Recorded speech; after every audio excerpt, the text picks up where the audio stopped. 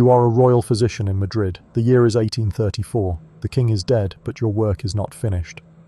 Summoned to the private chambers of the late Ferdinand VII, you are given a task so strange, so unprecedented, that you question your very sanity.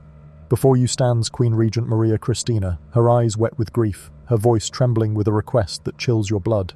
Your hands shake as you approach the bed where Ferdinand's corpse lies. Even in death, the man who ruled Spain with terror for 2 decades seems to mock you from beyond the grave.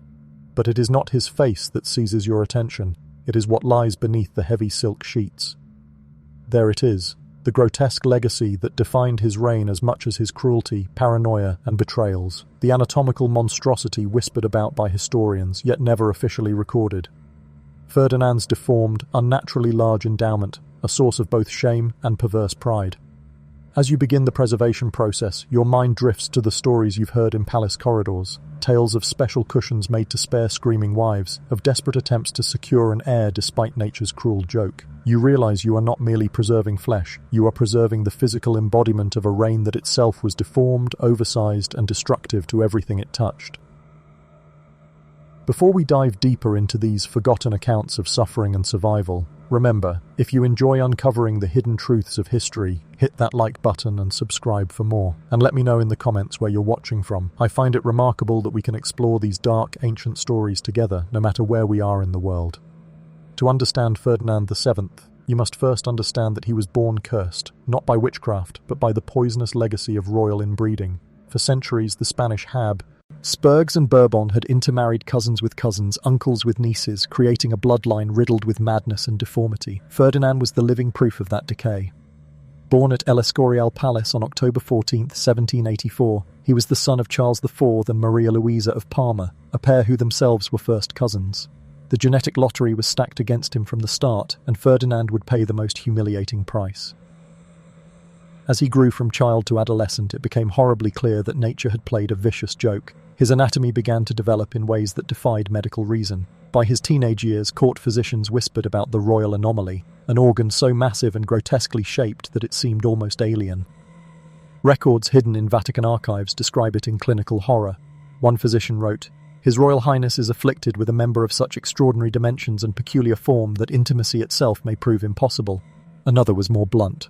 "The prince's organ resembles a billiard cue, thin as sealing wax at the base, thick as a man's fist at the extremity, and long enough to serve as a walking stick." The psychological toll on young Ferdinand was devastating. In an era when refinement was associated with smaller, more classical proportions, Ferdinand's body marked him as a freak. What some men might envy became his deepest humiliation. His childhood was a theatre of dysfunction. His father, Charles IV, was weak and preferred hunting to ruling. His mother, Maria Louisa, flaunted her affair with Manuel de Godoy, the man who truly controlled Spain. Ferdinand grew up in the shadow of betrayal and weakness, while servants and courtiers snickered behind his back about his secret condition. He learned early that he was an object of ridicule, that his most intimate self was a source of laughter. This humiliation festered into bitterness, which later infected the way he ruled Spain itself. By adolescence, paranoia had taken hold. He saw mockery in every bow, every formal address, every forced smile from potential brides. His tutors noted disturbing changes. He grew secretive, vindictive, cruel. Servants who displeased him were not simply dismissed, they were punished. One chilling account comes from a chaplain's memoir. When a page accidentally walked in as Ferdinand changed clothes, the boy was flogged and his family exiled. The message was clear: no one could glimpse the prince's shame and live without consequence. As he reached marriageable age, royal physicians realized the scale of the problem. Dr. Francisco Flores, his personal doctor, left secret notes describing Ferdinand's anatomy in grim detail. The base no wider than a thumb, yet expanding to impossible girth, the length exceeding all recorded specimens, a curvature so severe with extraneous tissue growths as to defy function. The implications were obvious. Normal relations were impossible without intervention. Palace craftsmen were secretly ordered to create marital aids, special cushions, supports, and devices to make intimacy possible without catastrophic injury to his brides. But Ferdinand's struggles were not only physical. His mind became consumed by obsession. He spent fortunes on quack remedies, potions of powdered pearls, rhino horn, and rare herbs. Some claimed to shrink him, others to boost his fertility. All failed, yet Ferdinand's desperation made him prey to conmen, alchemists, and foreign doctors promising miracle cures. In 1802, he married his first cousin, Princess Maria Antonia of Naples and Sicily. She had grown up with romantic notions of the prince nicknamed the Desired One. To her, marriage seemed like a fairy tale. The wedding was magnificent, music echoing through Madrid's cathedral, the streets filled with cheering crowds, the royal couple radiant. On the surface, they looked every inch the perfect dynasty in the making. Maria Antonia was young, beautiful, and intelligent. She entered her marriage with genuine excitement, imagining herself stepping into a fairy tale. Ferdinand, for his part, appeared almost normal in public, charming, attentive, even romantic when occasion demanded it. But royal weddings end, and wedding nights begin.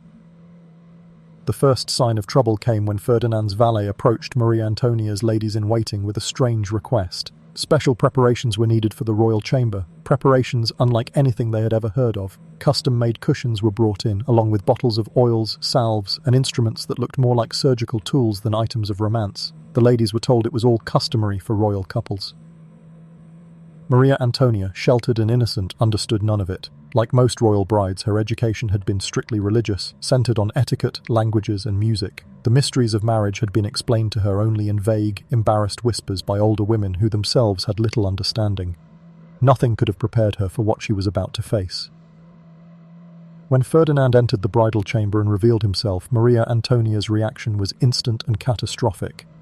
A lady-in-waiting later recorded the memory in her private writings. Her Majesty began screaming as though she had seen the devil himself. She pressed herself against the wall, shrieking, "Monster! Monster!" until we feared her mind had broken entirely. Ferdinand's grotesque anatomy, described as resembling a great club with a thin handle, was unlike anything the sheltered princess had ever imagined possible. Its terrifying size, unnatural curve, and bizarre growths gave it an almost alien appearance. What followed that night was not a consummation, but a medical ordeal. Ferdinand's specially trained physicians were summoned to explain to the horrified queen what would be required of her. The custom cushions were positioned, oils applied, and the procedure began, more surgery than lovemaking. Even with the contraptions, Maria Antonia's terror was so great that she had to be dosed with laudanum to endure the act. The psychological toll was devastating. Ferdinand, already paranoid and insecure about his condition, grew more twisted when confronted with his wife's obvious revulsion. Maria Antonia, meanwhile, developed what modern psychology would call severe sexual trauma. She turned increasingly to laudanum, not for medicine but as an escape. Soon she was addicted, trapped between duty and despair. Their attempts to produce an heir became a grim ritual. Each time physicians prepared the chamber with cushions, supports, and oils. Each time Maria Antonia was dosed heavily enough to be compliant but not unconscious. And each time the ordeal ended with both husband and wife retreating to separate wings of the palace, broken in body and spirit. Months turned into years without pregnancy. Ferdinand's desperation grew. He became convinced that Maria Antonia's disgust was sabotaging conception. His suspicions spiraled into cruelty. Court records reveal that he ordered restraints to be crafted, leather and silk contraptions designed to hold his wife in place during their encounters, preventing her from recoiling or resisting. Disturbingly, these devices were made by the same artisans who produced the king's saddles and hunting gear, turning the royal workshops into chambers of humiliation. Ferdinand also became obsessed with astrology and superstition. He timed their attempts according to lunar cycles, consulted astrologers, even entertained occultists who promised to align the stars for fertility. The palace swarmed with charlatans selling potions, charms, and rituals.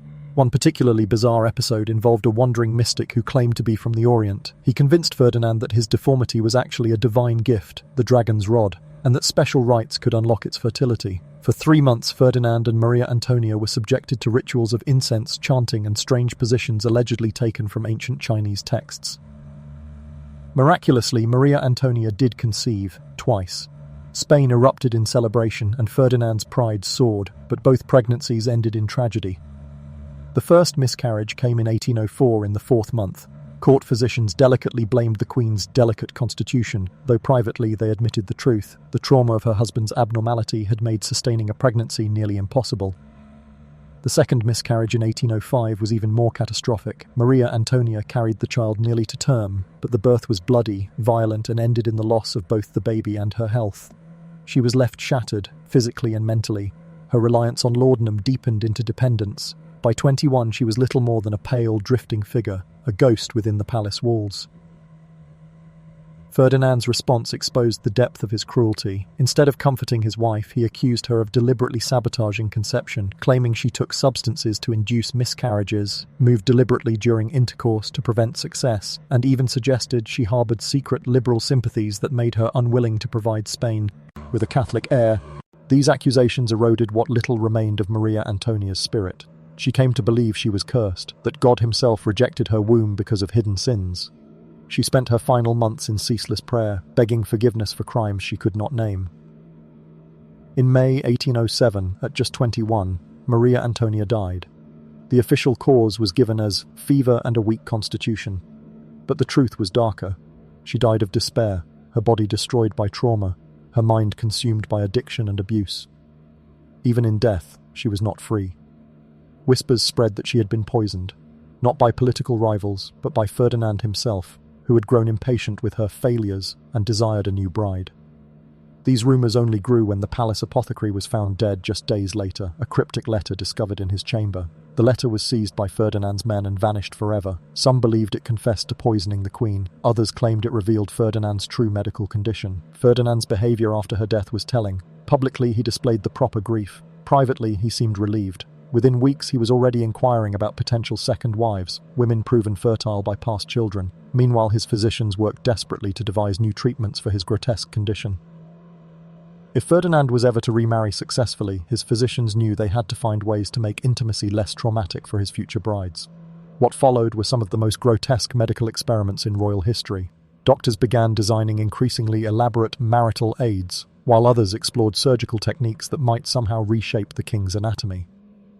By the time Ferdinand approached his second marriage, his personality had already warped beyond repair. The trauma of his first union, combined with his lifelong insecurity over his conditio, had created a man incapable of genuine connection or empathy. To him, people were no longer human beings, they were objects, tools to serve his pleasure, obstacles to be destroyed. His first wife had been a tool that failed and therefore discarded. His subjects were tools for his power, and anyone who opposed him was nothing more than an obstacle to be crushed. The palace staff felt this cruelty firsthand. Ferdinand tested the limits of his authority by issuing arbitrary, sadistic orders. Servants who accidentally glimpsed his naked form weren't simply dismissed, they disappeared. Guards who let slip even the faintest whisper about the royal chambers soon found themselves sent to die on Spain's most dangerous frontier posts. Meanwhile, Ferdinand's paranoia festered. He became obsessed with the idea that everyone mocked him in secret. And to some degree it was true. People whispered about his deformity. But Ferdinand's responses grew violent, disproportionate. He kept private lists of suspected mockers and crafted elaborate revenge plans he intended to execute once power was fully in his hands. By 1807, he was no longer just a paranoid prince. He was the center of a conspiracy. Some of Spain's most powerful nobles and generals rallied behind him, forming a faction that called themselves the Fernandinos. They saw Ferdinand as their weapon against the weak King Charles IV and his despised minister, Manuel de Godoy. What they did not understand was that their chosen figurehead was a man whose twisted sexuality had bred an equally twisted personality disorder, one far more dangerous than the incompetence they sought to replace. The Fernandinos crafted propaganda calling Ferdinand El Deseado, the desired one. They painted him as intelligent, patriotic, a reformist who would restore Spain's greatness. Yet privately, they were already unsettled by his instability and cruelty. Why the conspiracy climaxed in October 1807 when Ferdinand was discovered plotting with Napoleon Bonaparte to overthrow his own father. When the plan was exposed, Ferdinand revealed his true nature. Rather than standing beside his co-conspirators, he betrayed them instantly, confessing every detail, naming every ally and begging his parents for forgiveness. His allies were exiled or imprisoned, while Ferdinand walked away, establishing a lifelong pattern. He used people until they were no longer useful, then destroyed them without hesitation. Even as he played at politics, his medical condition worsened. Court doctors noted that his grotesque member was still growing, its shape becoming ever more unnatural, its deformities more pronounced. Some modern historians believe he suffered from megacephalus, a rare hormonal disorder causing abnormal growth into adulthood. Whatever the explanation, the consequences were clear. Ferdinand would require increasingly complex devices and increasingly submissive wives if he was ever to father an heir. The palace craftsmen became specialists in this grotesque field. Their secret workshops resembled a fusion of laboratory and torture chamber. They created adjustable cushions, restraining devices, and bizarre contraptions designed to make Ferdinand's couplings possible while minimizing the physical destruction to his partners. But their silence had to be guaranteed. Ferdinand paid them generously, yes, but he also threatened them. Several artisans later turned up dead under mysterious circumstances, fueling whispers that Ferdinand had them killed to keep his secret hidden forever. Then, in 1808, Napoleon invaded Spain. Ferdinand was forced to abdicate and soon found himself a prisoner, humiliated, dethroned, and held captive in France. Worse still, his captors almost certainly knew about his secret. French intelligence kept extensive files on European royalty, and Ferdinand's deformity would not have escaped their notice. For 6 years he languished at the Château de Valençay. Here, freed from Spanish court protocol, French physicians examined him relentlessly. Their reports, later unearthed in Napoleonic archives, are the most detailed accounts of his condition ever recorded. They describe an organ so massive and misshapen it seemed more mythological than human. These doctors concluded Ferdinand's deformity was the result of multiple genetic disorders colliding into one body, a perfect storm of biological catastrophe. And yet, while brave Spaniards bled in trenches and mountain passes fighting for his restoration, Ferdinand wasted his captivity obsessing over himself. He wrote endless letters to Europe's royal courts, not about the war, not about Spain's suffering, but about marriage, about brides who might tolerate his secret, about ways to finally produce an heir. When he returned to Spain in 1814, the people greeted him with wild, desperate joy. Crowds wept, threw flowers, knelt in the streets. To them, Ferdinand was salvation incarnate. Children who had never seen their king cried at the sight of him. The very stones of Madrid seemed to echo with relief. But Ferdinand's mind was elsewhere, not on governing, not on rewarding the sacrifices of his people. His thoughts were consumed by one obsession, finding another wife, one who could finally give him the heir that had eluded him. Thus began what historians call the ominous decade. But its true darkness lay not only in Ferdinand's political tyranny, it lay in his continued, bizarre attempts to overcome his cursed anatomy. His dysfunction was no longer just personal, it had become political, shaping the fate of Spain itself.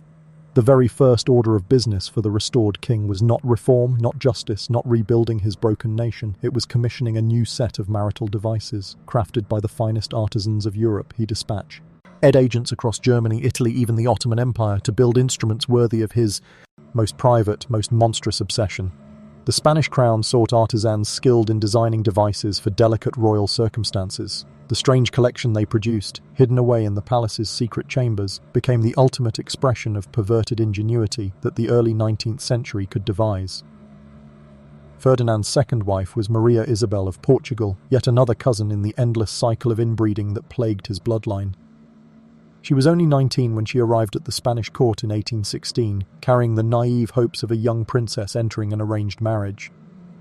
Court physicians had already briefed her ladies-in-waiting on the special preparations required for the wedding night, but nothing could have prepared Isabel for the reality that awaited her.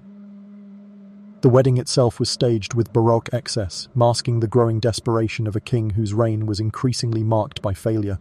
Ferdinand stood at the altar clad in cloth of gold, his face drawn with barely contained anxiety. In the days leading up to the ceremony, he had sought guidance from physicians, alchemists, and even a shadowy figure rumoured to be an Ottoman expert in royal afflictions who had slipped into Madrid under cover of darkness. The wedding night proved disastrous, an ordeal that would haunt both husband and wife for the rest of their short lives together.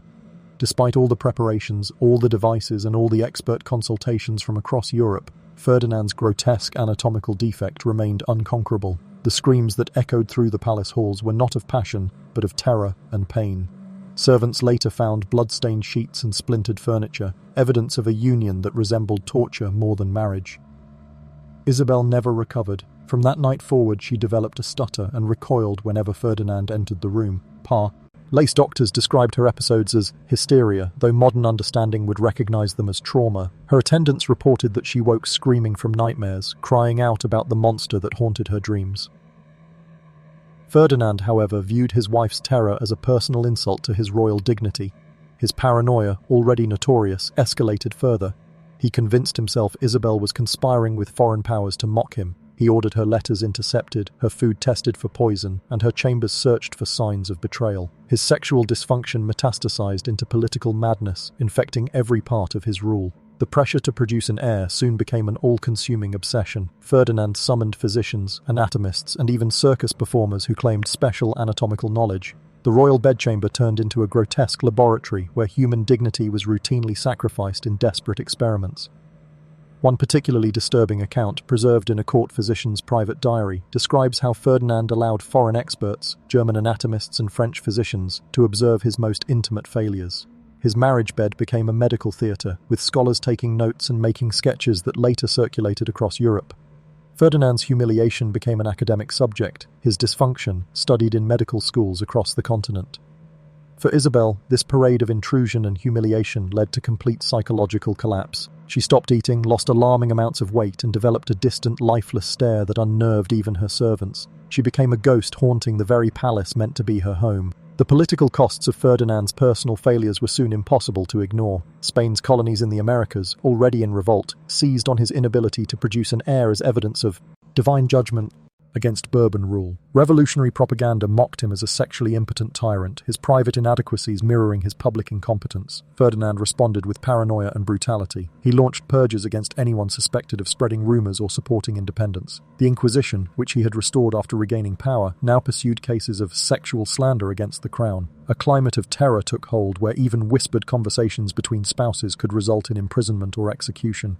Within the palace, his obsession with secrecy grew absurd. He ordered secret passages constructed so he could move between his chambers and Isabel's unseen. Mirrors were placed at strategic angles to detect spies, while an entire network of informants was tasked with monitoring gossip about the royal marriage. Meanwhile, Isabel's health crumbled under the combined weight of her husband's abuse and paranoia. Palace doctors recorded that she suffered from phantom pregnancies, periods when she exhibited signs of childbearing despite its impossibility. Each episode brought Ferdinand moments of false hope, followed by crushing despair when the truth emerged. These cruel cycles paralyzed government for weeks at a time as the king sank into deep depressions. By 1818, after 2 years of this nightmare, Isabel found her escape in the only way left to women of her rank: death. Officially, she died of nervous exhaustion. Privately, palace letters suggest she may have hastened her end through self-destruction. Her final words, recorded by her confessor, were a prayer of gratitude for liberation. Ferdinand's reaction revealed the depths of his madness. Rather than mourn, he became convinced Isabel had been murdered to prevent him from producing an heir. He ordered multiple autopsies, had her attendants arrested, and turned his grief into suspicion. At her funeral, his behavior horrified even loyal supporters. He demanded to view her body repeatedly, touched the corpse, and muttered about her wasted womb. He had a death mask made, which he kept in his chambers, conversing with it as though she still lived. Yet grief and madness could not pause his obsession. Within months, his advisors sought a third wife, but by then Europe knew too much. Princesses refused to marry a king whose previous wives had met such grim fates. Some demanded separate chambers, others personal guards. Ferdinand's dysfunction had become a diplomatic liability, threatening to isolate Spain.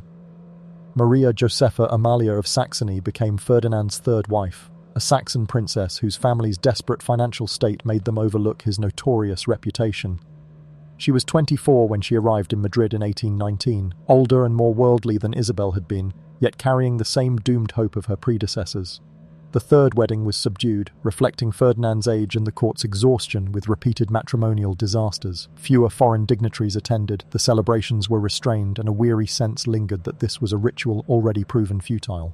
Maria Josepha had been better prepared than Isabel. Briefed extensively by Saxon physicians who had consulted with their Spanish counterparts, she arrived with her own collection of medical devices and even a personal physician specializing in difficult marital situations. Her approach was clinical rather than romantic, treating the marriage as a medical challenge to be solved through method and science. This pragmatic stance served her better than Isabel's naive hope, but it could not overcome Ferdinand's fundamental impossibility.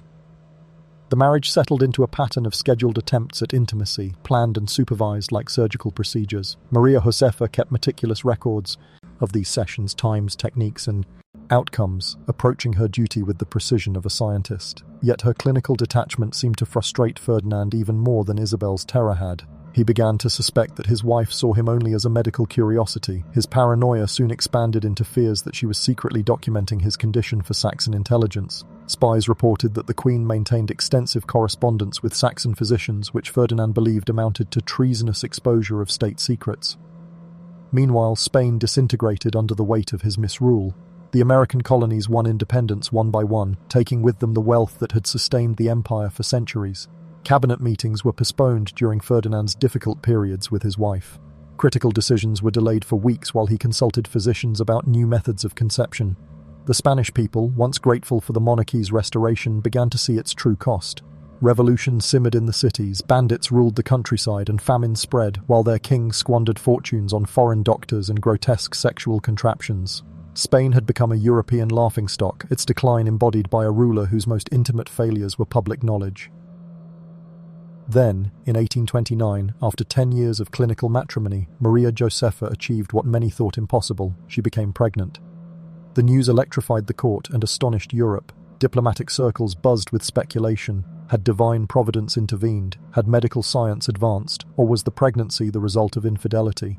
Ferdinand's reaction mixed euphoria with dread. He hired extra guards for the Queen, summoned Europe's finest physicians, and had her chambers blessed by every cleric in Madrid. His desperation bordered on madness, convinced that enemies would sabotage the pregnancy through supernatural or scientific means. The pregnancy progressed until the 7th month when complications arose. Modern medicine would identify the condition as placental abruption, treatable today but disastrous then. Ferdinand's interference only worsened matters. Distrusting trained doctors, he dragged mystics and alchemists into the sick room, creating chaos that ruined any chance of effective treatment. On May 18, 1829, Maria Josepha went into premature labor. Ferdinand personally supervised despite no medical knowledge. The delivery was a nightmare. The baby, a daughter, lived only a few hours. The Queen survived the birth but wasted away, dying 3 weeks later of what was termed childbed fever, likely infection combined with despair. Ferdinand's response revealed the depths of his madness. He refused to allow burial of either mother or child, demanding physicians continue futile attempts to revive them. For nearly a week, the palace stank of decay as he ordered impossible resurrections. When he finally accepted their deaths, he collapsed into a depression so deep courtiers feared for his life. He stopped eating, ignored advisors, and spent his days staring at the death masks he had commissioned for all 3 of his wives. Ferdinand himself had become a ghost haunting his own palace, while Spain collapsed outside its walls. Yet fate had one more cruelty in store. In 1829, at age 45, after decades of failed unions, Ferdinand found himself facing an unexpected 4th marriage. Desperate advisors arranged a union with Maria Cristina of Naples. What they concealed until after the agreement was that Maria Cristina was already pregnant by another man. The wedding that year was farcical. The bride was visibly pregnant as she walked down the aisle, carrying a child that could not possibly be Ferdinand's. Yet the king, so consumed by his desire for an heir, embraced the deception. He convinced himself that divine providence had answered his prayers through unconventional means. The birth of Isabella II in 1830 should have crowned his lifelong obsession, but instead it deepened his anxieties. He knew the child was not his, yet legitimacy had to be preserved at all costs. His marriage with Maria Cristina rested on mutual deceit. She feigned respect, he pretended to believe. Meanwhile, he persisted in desperate attempts to conceive a true heir, subjecting the Queen to the same humiliating rituals and medical spectacles that had destroyed his previous wives. His age only magnified the futility. The paranoia of his final years shocked even hardened courtiers. Ferdinand launched midnight raids into Maria Cristina's chambers, bursting in with guards to catch her in imagined treason. He drilled spy holes into the walls between their rooms and spent hours peering through them like a demented voyeur. By then, the king who had once been Spain's sovereign was little more than a broken man, consumed by dysfunction, deception and madness, while the empire around him disintegrated into ruin. Servants reported seeing the king's eyes pressed against spy holes during his wife's most private moments, while she nursed their daughter, while she prayed, or even as she simply sat in contemplation.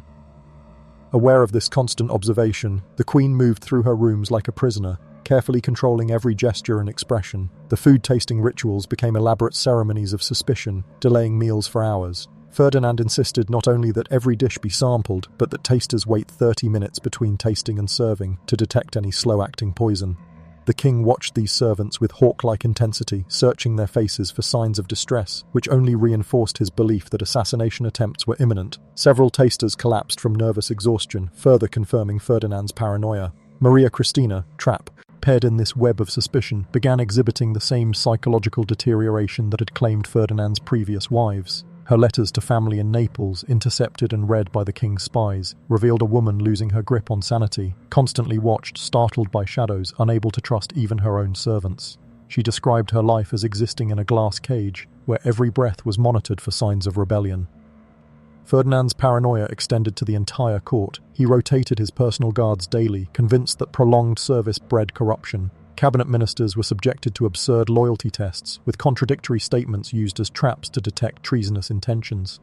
The once envied Spanish court devolved into a theatre of mutual surveillance. Courtiers spoke in coded language, carried themselves with diplomatic neutrality, and whispered conversations became the norm. Relationships formed and dissolved based on perceived loyalty, with a careless word risking imprisonment or exile. The king's obsession even reached his infant daughter Isabella. Despite knowing she was not his biological child, he simultaneously loved her as his heir and resented her as evidence of his sexual failure.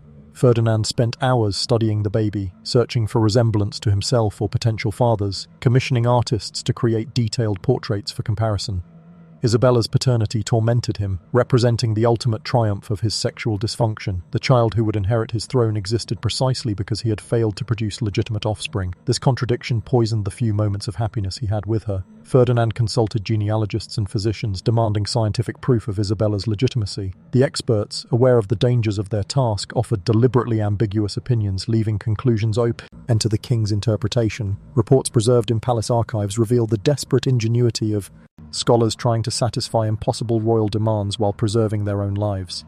His attempts to control Maria Christina's behavior grew increasingly invasive. Servants were assigned to monitor her correspondence, reporting not only the content of letters but her facial expressions while writing. Ferdinand demanded detailed accounts of her daily activities, how long she prayed, what books she read, and which courtiers she spoke with. Maria Christina learned to compartmentalize her emotions, presenting a serene public face while privately struggling under the relentless observation. Her diary, discovered centuries later, revealed the toll of constant surveillance. "I am an actress who must never break character, even in my dreams," she wrote. Ferdinand's paranoia had international consequences. Foreign ambassadors reported the king's erratic behavior and the instability of his court. Marriage negotiations stalled as potential partners doubted Spain's capacity for long-term commitments. Even innocent actions were viewed as conspiracies. Maria Christina's request to redecorate was interpreted as hiding weapons. Compliments on her appearance were seen as coded messages, and religious devotion was suspected to be secret communication with foreign powers. The economic cost was staggering. Enormous sums were spent on security measures, spy networks, and loyalty investigations, draining resources needed to address Spain's financial crises. Secret passages were constructed, alarm systems installed, and multiple sets of food tasters, guards, and servants maintained to prevent any coordination against the king.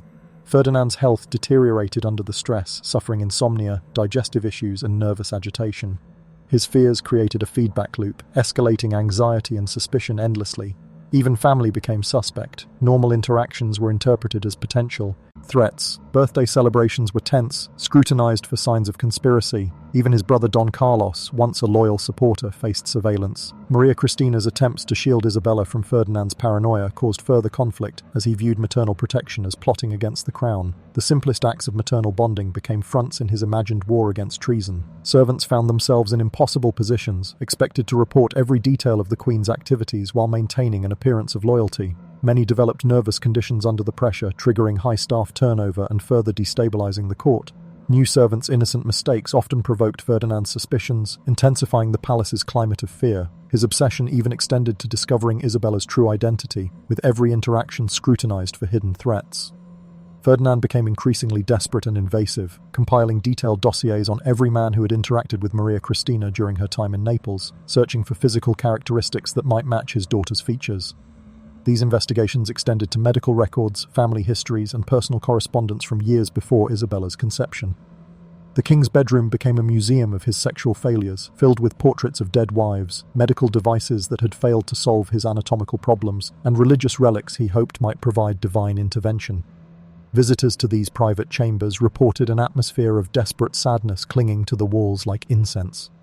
Ferdinand conducted audiences from this space, surrounded by reminders of his most intimate failures, while discussing matters of state.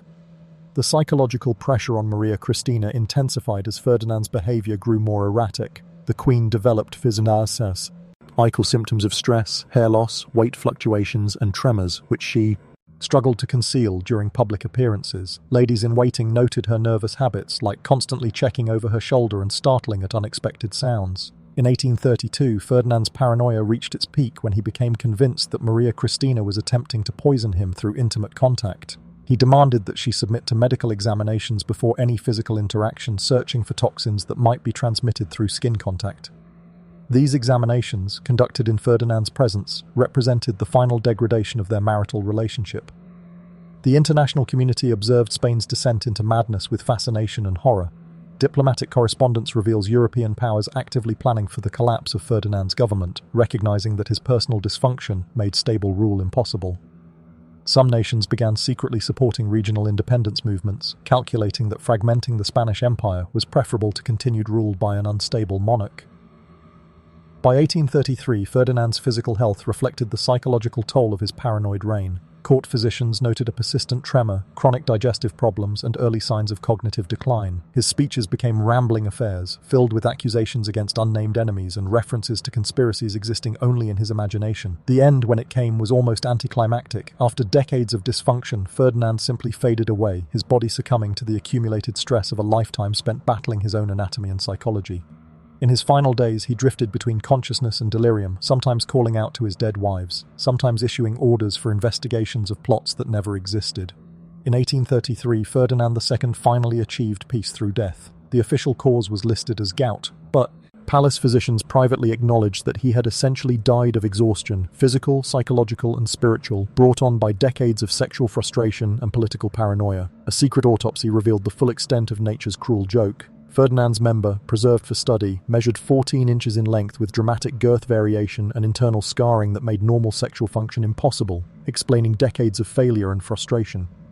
The autopsy also revealed evidence of deliberate self-harm dating back to his teenage years. Ferdinand had attempted various forms of self-surgery to modify his anatomy, worsening his condition while adding layers of psychological trauma. The preserved organ, along with medical drawings and observations, was sealed in the Vatican archives, deemed too disturbing and politically sensitive for public knowledge, creating one of history's most bizarre state secrets. Scholars granted access describe it as simultaneously fascinating and deeply unsettling, a window into the private hell of absolute power corrupted by anatomical fate. Ferdinand's death marked the end of an era, but his legacy endured in the fractured Spain he left behind. Isabella II, his daughter, who may or may not have been his biological child, inherited a kingdom torn by civil war, economic collapse, and international humiliation. The Spanish Empire, once dominant, had been reduced to a minor European power, its decline accelerated by decades of misrule from a king whose personal obsessions took precedence over public duty. Ferdinand II's story illustrates how private shame can become public disaster, how intimate human failures can echo through history with consequences far beyond their origin. His 3 dead wives, his questionable daughter, terrorized subjects, and a ruined kingdom all bore the cost of a genetic lottery gone wrong. Ferdinand was both perpetrator and victim of a system concentrating too much power in the hands of individuals unprepared to wield it. As the royal physician in 1834 completed the grim task of preserving Ferdinand's anatomical legacy, he must have reflected on the terrible irony, the physical evidence of a reign that consumed everything it touched: wives, children, subjects, and ultimately the king himself.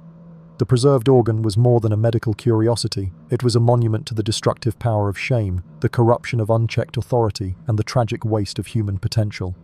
Ferdinand III achieved a kind of immortality, though not the one he sought, remembered not as a great king but as a cautionary tale about allowing personal dysfunction to masquerade as political power. His anatomical legacy, hidden in Vatican vaults, reminds us that some secrets are too disturbing for history, too human for legend, and too tragic for time to heal. The silk sheets that once covered his deformed body now covered a kingdom equally damaged, equally unable to function as nature intended. Ferdinand II had finally found peace, but he left behind a Spain that would struggle for generations to recover from the intimate disasters of his troubled reign. The most perverted king in history had ended as he had lived, as a source of suffering for everyone touched by his power,